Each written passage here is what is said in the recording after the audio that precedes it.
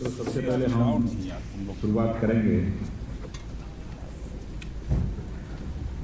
सरकार ने हमारे क्योंकि अभी गेहूं की फसल बहुत अच्छी हुई है, बम्पर फसल हुई है, उसके लिए सरकार ने बहुत अहम फैसले लिए हैं। माननीय मुख्यमंत्री जी ने पूरे प्रदेश में 5000 गेहूं खरीद के केंद्र चालू हों, सुचारू रूप से चले, इसकी मॉनिटरिंग भी माननीय मंत्री जी करेंगे। विभाग की और अन्य सभी मंत्रिपरिषद के सदस्य करेंगे। और इस गेहूं खरीद में सबसे बड़ी बात, अभी तक सिर्फ 5 लाख टन और 8 लाख टन की खरीद होती थी। हमारी सरकार ने पहले चरण में ही 80 लाख मैट्रिक टन गेहूं खरीद का लक्ष्य रखा है। ये सिर्फ पहले चरण का है।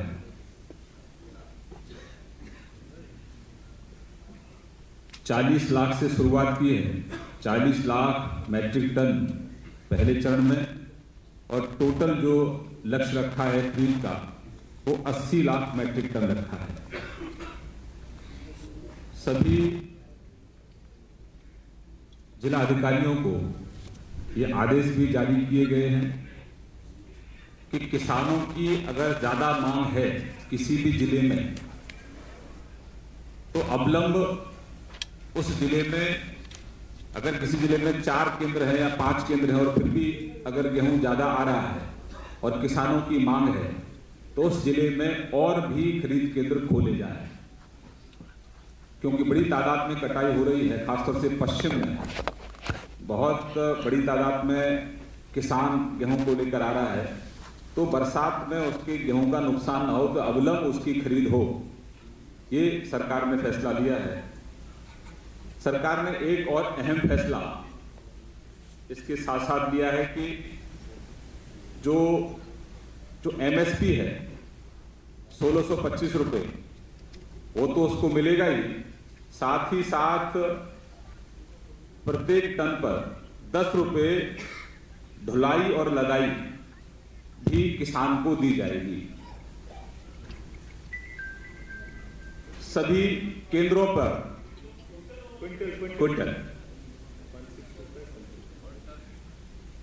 क्विंटल पर, और सरकार ने ये भी दिशा निर्देश जारी किए हैं कि सभी केंद्रों पर पानी की व्यवस्था हो, छाया की व्यवस्था हो और सीधा किसान से खरीद हो। उसके आधार कार्ड के आधार पर, उसकी जोत के कागजों के आधार पर, और सीधा पैसा उसके खाते में जमा कराया जाए। तो बिचौलियों से किसान को मुक्ति दिलाने का काम हमारी सरकार ने किया है। हमारी सरकार ने यह भी आश्वस्त किया है कि खरीद केंद्र पर किसी भी तरीके से किसान का उत्पीड़न ना हो, जिसकी शिकायतें अब तक लगातार मिलती रही थी। एक अहम फैसला हमारी सरकार ने लिया है। दूसरा, मैं अपनी बात पूरी कर लूं, फिर आपके सभी जो सवाल होंगे उनका जवाब देने का हम लोग प्रयास करेंगे। दूसरा अहम फैसला हमारी सरकार ने लिया है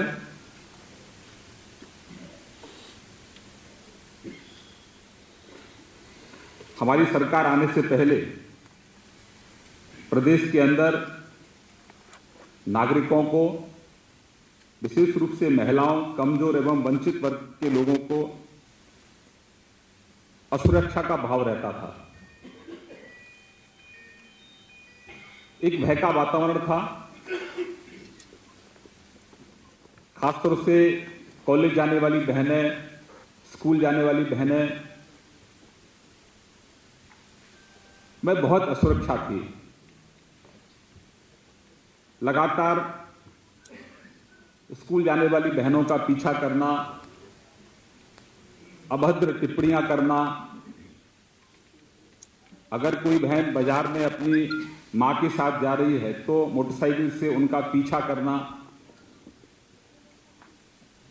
तो इस पर जो हमारा एंटी रोमियो दस्ता बहुत ही अच्छा काम कर रहा है और पूरे प्रदेश से इस अभियान ने वाहवाही लूटी है। इसमें इस बात का विशेष ध्यान रखा गया है कि जो एंटी रोमियो दस्ता जो थाना स्तर पर बनाया गया है, जब दस्ता निकलता है अपनी कार्रवाई को अंजाम देने के लिए, तो ये बड़े अधिकारियों से ब्रीफिंग लेकर जाता है। इस अभियान की प्रामाणिकता और हो, ये अभियान कुछ राजनीतिक पार्टियों के माध्यम से इसको बदनाम करने की कोशिश की गई, तो इसमें खासतौर से सभी पुलिस अधिकारियों को ये दिशा निर्देश भी जारी किए गए कि अगर कहीं कोई कपल किसी पार्क में या किसी सार्वजनिक स्थल पर या किसी रिक्शे में या किसी कॉलेज में या किसी अन्य जगह अगर बैठे हैं, तो अनावश्यक रूप से उनका आई कार्ड मांगना या उनसे पूछताछ करना, अगर इस तरह की कोई शिकायत पाई जाएगी तो उनके खिलाफ भी, अधिकारियों के खिलाफ भी कार्रवाई होगी। मकसद ये है कि इस अभियान के पीछे किसी भी युवा का कोई उत्पीड़न ना हो और जो दोषी हैं उनके खिलाफ कठोर कार्रवाई हो, जिससे कि अभियान पूरी तरह से सफल हो। इस बात का विशेष ध्यान रखा गया है।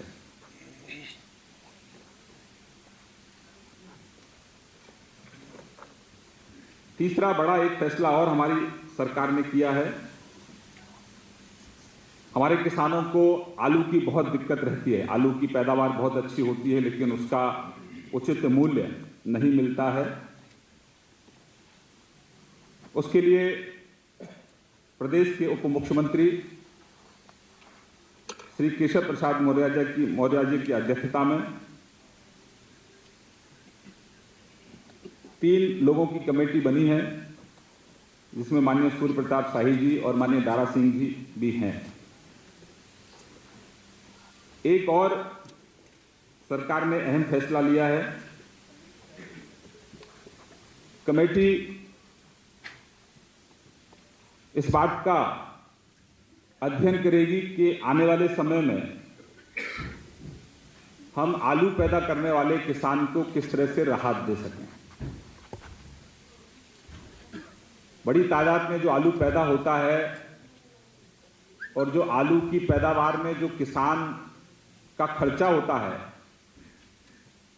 तो अनेकों बार ये देखा गया है कि वो खर्चा भी नहीं पूरा होता है। तो ये कमेटी अध्ययन करेगी कि उस आलू पैदा करने वाले किसान को किस तरह से हम राहत दे सकते हैं। माननीय मुख्यमंत्री जी ने उत्तर प्रदेश के अंदर बड़ी तादाद में पूंजी निवेश हो, यहां पर उद्योग आए, जिससे हमारे उत्तर प्रदेश के नौजवानों को प्रदेश से नौकरी के लिए बाहर ना जाना पड़े। उसके लिए एक नई उद्योग नीति बनाने का फैसला किया है।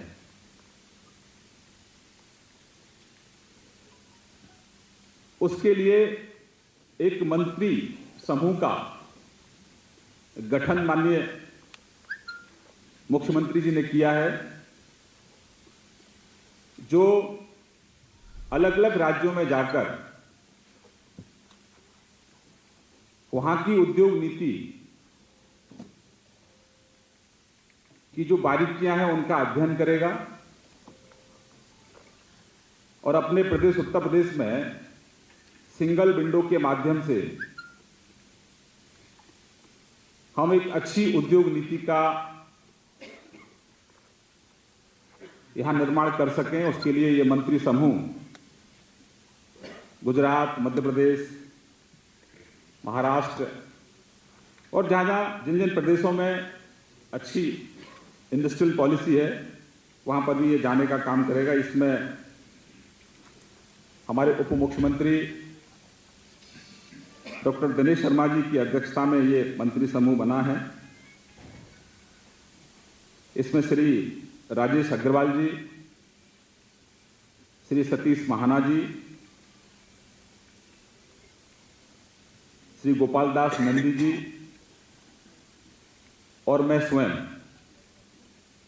ये 5 सदस्य हैं इसके।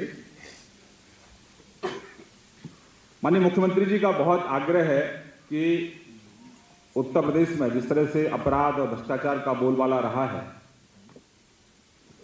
उस पर तो हम जीरो टॉलरेंस की पॉलिसी पर काम कर रहे हैं और एक नई अच्छी हम उद्योग नीति लेकर आए जिसका लाभ हम प्रदेश के लोगों को दे सकें।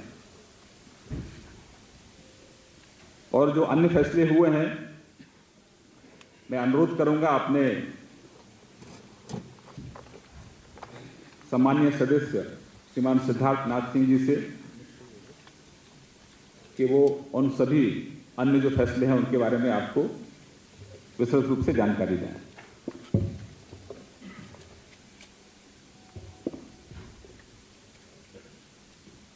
एक जो अवैध खनिज का जो व्यापार चल रहा है उसके लिए भी एक मंत्रियों का समूह बना है जिसके अध्यक्षता उप मुख्यमंत्री केशव मौर्य जी कर रहे हैं। उनके साथ सदस्य रहेंगे सुरेश खन्ना जी और दारा सिंह जी, और ये अपनी रिपोर्ट 1 हफ्ते के अंदर देंगे। मैं बड़े विषय पे थोड़ी देर में आऊँगा जिसका शायद आप लोगों को इंतज़ार है, लेकिन क्योंकि आज नौमी है तो 9 हम लोग ने निर्णय भी किए हैं, ये संजोग है। और एक गाजीपुर के अंदर स्पोर्ट्स कॉम्प्लेक्स का भी आज एक निर्णय किया गया है, मगर स्पोर्ट्स कॉम्प्लेक्स कोई कैबिनेट मीटिंग में ऐसे तो नहीं आना चाहिए जब तक कि उसकी जो वैल्यू होती है, अमाउंट बहुत बड़ा होता है, मेरे ख्याल से 200 करोड़। मगर ये इसलिए आना पड़ा क्योंकि कैबिनेट का अप्रूवल चाहिए था इसके अंदर कुछ स्ट्रक्चरल ग्लेजिंग और मेटालिक फॉल्स सीलिंग लेते हुए, तो इसलिए लेकर आए। तो ये भी एक अप्रूवल हुआ है। साथ ही साथ एक विषय जिसके बारे में एक डेलीगेशन भी आया था, मुख्यमंत्री जी से मिला था, जिसके अंदर अवैध पशुवधशालाओं के संबंध में हम लोग ने पहले भी मैंने काफ़ी आप लोगों को क्लैरिफिकेशन दे चुका हूं।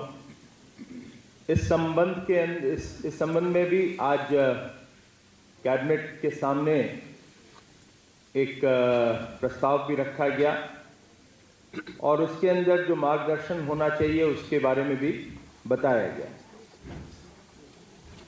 जो जानकारी भी दी गई कि अभी तक कुल 26 अवैध जो स्लॉटर हाउसेस हैं उनको ही बंद किया गया है, और जहां जहां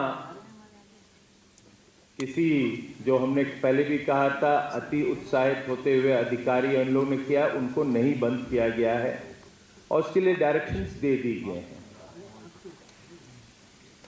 लेकिन आज कैबिनेट ने भी उस पर मोहर लगाई कि कोई चीज जो अवैध स्लॉटर हाउस चल रहे हैं उसको नहीं चलाया जाएगा, और इस दिशा में जो भी सुप्रीम कोर्ट का और एनजीटी का आदेश है उसको ये सरकार फॉलो करेगी, जिसको कहते हैं लेटर एंड स्पिरिट के अंदर। इस पे कोई कॉम्प्रोमाइज नहीं किया जाएगा। जहां तक कुछ लोगों ने लाइसेंस के लिए अप्लाई किया है, फिर से उसको देखकर उस लाइसेंस को रिन्यू करने में हमें कोई आपत्ति नहीं है। एक जो और बड़ा फैसला किया गया है, जो कि हमारे संकल्प पत्र का एक हिस्सा है। हमारे प्रधानमंत्री जी ने भी चुनाव के दौरान कहा था कि पहली कैबिनेट मीटिंग में इसको लिया जाएगा, पारित किया जाएगा। हमारे राष्ट्रीय अध्यक्ष जी ने भी कहा था और आज पूरे कैबिनेट ने मुख्यमंत्री जी का भी स्वागत किया कि जो प्रधानमंत्री जी ने जो निर्णय के लिए कहा था कैबिनेट में, ये विषय जो कि ऋण माफी का है किसानों की, वो आज लेकर आए और उसको हम लोग ने पारित किया है। इनके कुछ बिंदु हैं वो आपको बता देता हूं मैं, मगर विशेष रूप से ये जो निर्णय किया गया है ये लघु और सीमांत किसानों के विषय में है और जो फसली ऋण है, जो फसल के लिए ऋण लिया गया उससे संबंधित है। इस गत वर्ष के अंदर आप सबको पता है, सूखा पड़ा, ओलावृष्टि हुई, बाढ़ आई, उससे काफी किसानों को नुकसान हुआ है। और उत्तर प्रदेश के अंदर लगभग 2 करोड़ 30 लाख किसान हैं, जिसके अंदर 92.5%, 2 करोड़ 30 लाख जो किसान हैं उसमें 92.5% जो निकलता है 2.515, 2 करोड़ 15 लाख लघु और सीमांत किसान हैं। उनका हम लोगों ने जो ऋण माफ किया है वो है 30 करोड़ 739 करोड़ रुपए की है, 30729 करोड़, 30,729 करोड़। फिर से रिपीट कर देता हूं, 30729 करोड़। इसके अंदर क्योंकि इन लोग बड़ा लोन नहीं लेते और निकालना कठिन होता है इतनी जल्दी, मगर अंदाज से 1 लाख रुपए तक की जिन्होंने ऋण लिया है उसको वहां तक कि उनके अकाउंट से उनको माफ किया जाएगा। साथ ही साथ कोई 7 लाख किसान और हैं जिन्होंने लोन लिया था, वो लोन एनपीए बन जाता है, नॉन परफॉर्मिंग एसेट बन जाता है। उसकी संख्या बड़ी है, मगर उनको भी मुख्य धारा में लेकर वापस आना है। उनके जो लोन का अमाउंट है वो है 5630 करोड़, 630 करोड़, 5630 करोड़। और ये जो लोन है ये फुल हम लोगों ने, राज्य सरकार ने इसको माफ किया है, टोटल माफ करा है। और ये पूरा जो लोन अमाउंट बनता है जिसको माफ किया है वो है 36359। मैं टोटल कर दिया इसलिए आपको बता रहा हूं, 36359 करोड़।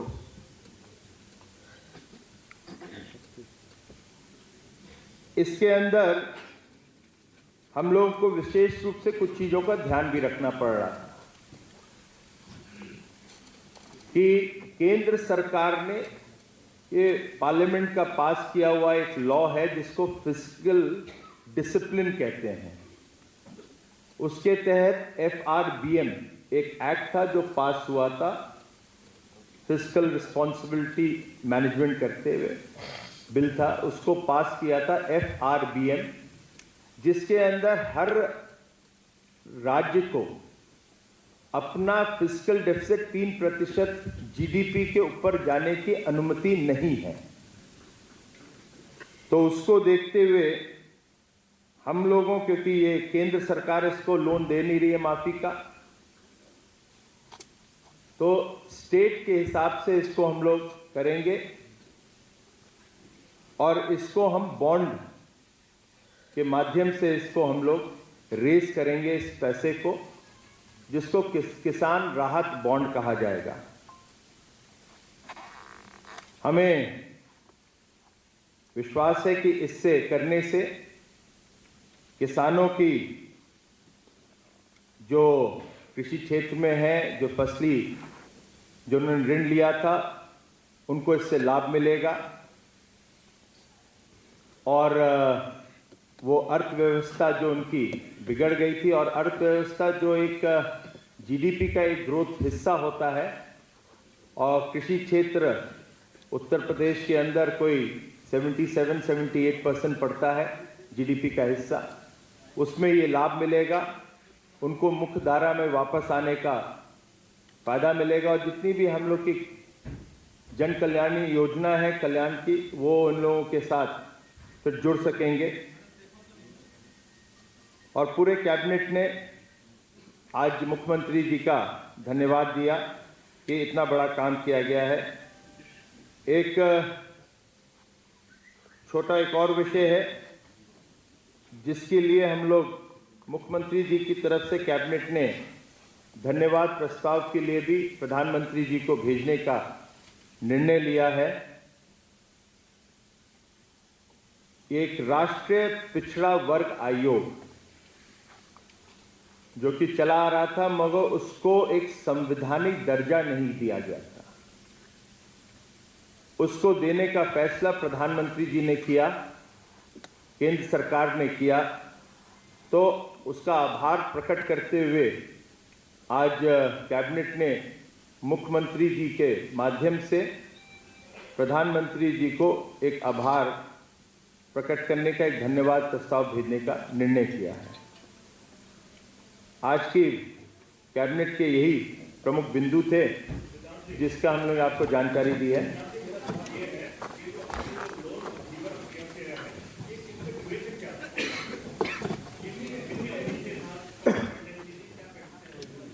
ये जो लोन है, ये जो गत चल रहा है वर्ष, उसी का लोन अमाउंट है जिसको जी चालू वर्ष का। देखिए मैंने बताया ना 1 लाख रुपए, वो एवरेज उतना ही आएगा जब भी हम इसको रखा है हम लोग ने, तो 1 लाख तक की है, क्योंकि इसको निकालना बड़ा मुश्किल होता है, ना तो फिर समय ज़्यादा लगता, और मगर जो हमें एनपीए का अमाउंट पता था तो 7 लाख किसानों को वो तुरंत निकल आता है। तो जी जी कोऑपरेटिव, आप कोऑपरेटिव बैंक का ये शामिल है। कुल कितने किसानों का लोन माफ हुआ है? जी मैंने अभी बताया ना, ये जो लघु और सीमांत किसान हैं, ये उत्तर प्रदेश में 2 करोड़ 15 लाख 2 करोड़ 15 लाख। ये नहीं, इसको हम लोग तुरंत ही इसको करेंगे, मगर थोड़ा सा इसमें संवैधानिक एक चीज होती है, इसको आपको बजट में लेके जाना पड़ता है, तो वो लेके जाएंगे, तुरंत हो जाएगा जब जैसी बजट सेशन होता है।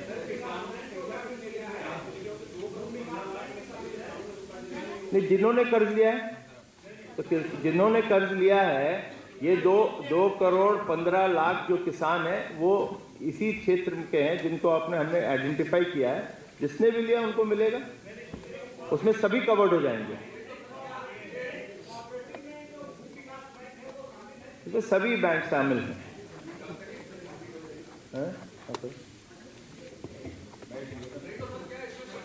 एक मिनट।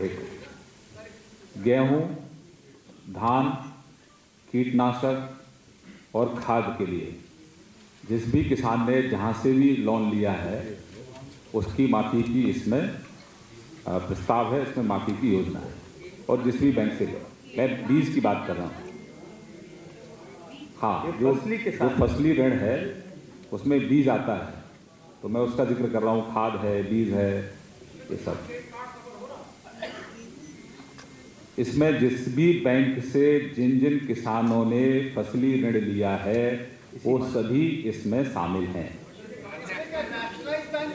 माननीय सिद्धार्थ जी ने आपको बहुत स्पष्ट रूप से बताया है, इसमें सब बैंक हैं, कोऑपरेटिव तक इंक्लूडेड है। ये जी कट ऑफ मैंने भी बताया, तो इसमें एक संवैधानिक आपको हम लोग करना पड़ता है। जब बजट आता है इसके अंदर आपको इसको लेके जाना, वो जो हमारा जो बजट सेशन जैसे ही शुरू होएगा उसमें आ जाएगा और तुरंत एक सेकेंड सुन लीजिए, उसके लिए हम लोग को तैयारी भी करनी है क्योंकि अभी डिटेल्स भी करनी होती है, तो वो डिटेल्स हम लोग कर लेंगे जैसे ही बजट सेशन शुरू होता है, जो जल्दी होएगा, ऐसा नहीं कि लंबा कर रहे हैं हम लोग। बजट सेशन जैसे ही आता है उसमें आएगा, उसको हम लोग बजट में लाते हुए लागू करेंगे, उस समय तक ही ये लोन माफ होना शुरू हो जाएगा। मैंने बीज की बात की है, बीज फसली ऋण में भाई बीज आता बताया है। तो आप सुना ही नहीं आप लोग, हमने कहा ये चालू वर्ष का है, बताया तो सर।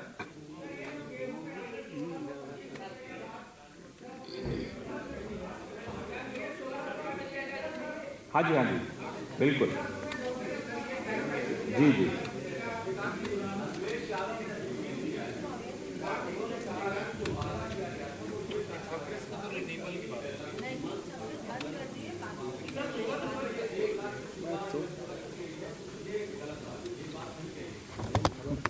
हमारा काम है जो हमने अपने संकल्प पत्र में कहा उसको पूरा करना, और आलोचना तो लोग करेंगे जिन्होंने उनका काम आलोचना करना है, हमारा काम है अपना काम करना।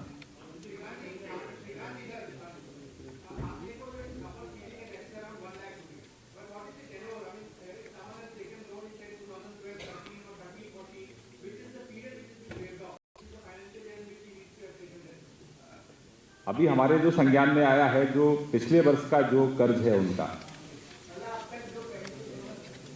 अभी जो पिछले साल का जो कर्ज है उसको, जो सीमांत किसानों का है, वो फसली जो ऋण है उसको माफ करने की योजना हमारी है और उसको माफ करेंगे।